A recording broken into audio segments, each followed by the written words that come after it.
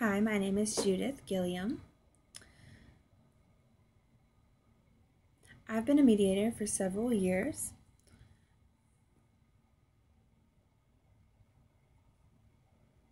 I'm going to be talking about some positive experiences that I've had with mediating. I've mediated several cases.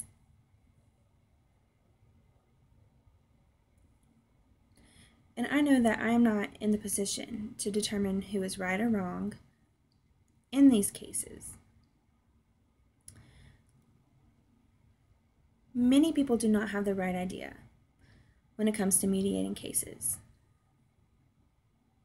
So mediating is simply to help when there is a conflict.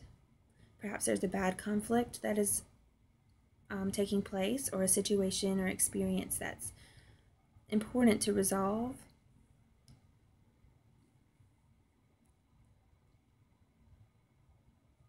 We want to make sure that both parties are satisfied.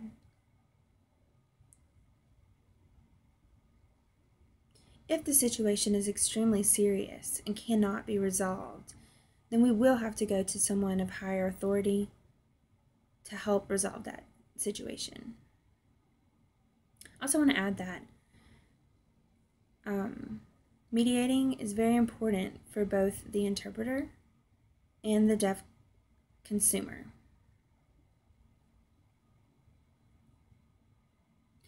Also, it is perceived that mediating is a threat to the communication process, but instead it shouldn't be seen as a threat but an opportunity. Because when the conflict does occur, it's a good opportunity for the interpreter to look at the situation and analyze what they thought might not be important, or maybe a small issue, and to see that it did impact the deaf community.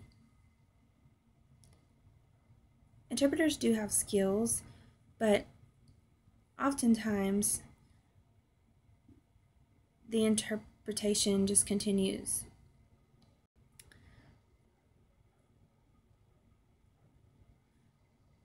Sometimes the deaf person will not experience something right, or maybe show some behavior that's unprofessional or not of the norm. So if a situation happens and mediation is needed,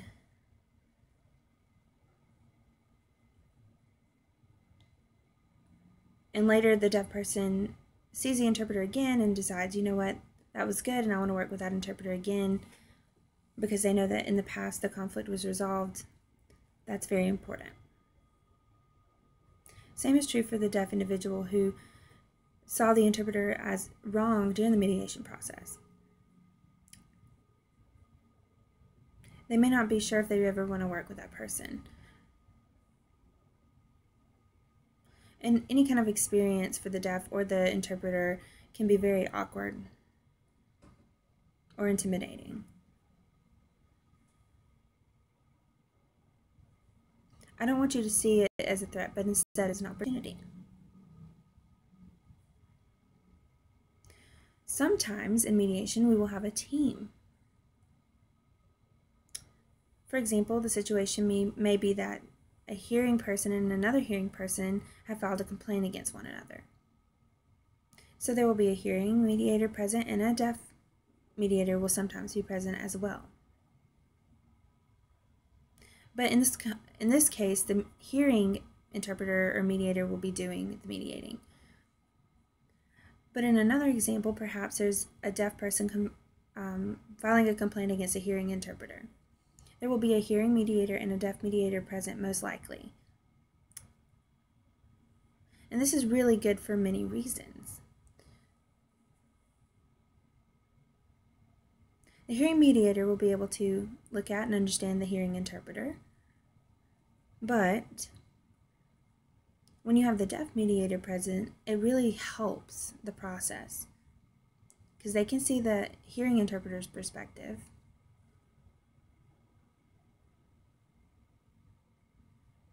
And they can see that the hearing mediator isn't supporting only the hearing interpreter.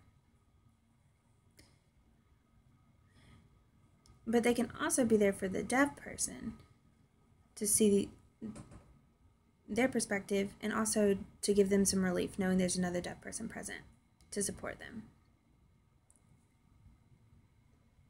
It really helps to know that there's another deaf person present to make sure that communication is flowing, that there's no misunderstandings, and also just cultural aspects are being taken care of as well. The deaf mediator is not there to just support the deaf person. They're here for both parties, both hearing and deaf. They're not here to see who's right or wrong. They're here to resolve conflict and to see how the conflict even occurred. It's just a really good opportunity. I love being a mediator.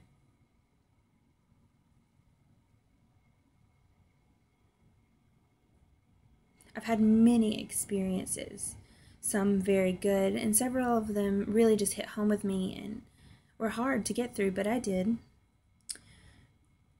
And one day, I was with a group of people, and someone walked up to me with tears in her eyes, and she was crying. And she said, "Do you remember me?" And I was like, "No, I'm sorry. I really just couldn't remember." She said that there was a situation that happened in the past. Anyways, she's sitting there crying, and I asked for her name, and she was like, "Do you remember you mediated something for me?" And I did remember, which was really awkward because I never want to talk about my job outside of work. She told me that she was really ready to quit being an interpreter. But when I started mediating, she decided just to keep on interpreting. And it really just hit home with me. It showed me that I made a difference in that interpreter. So that's really important to me.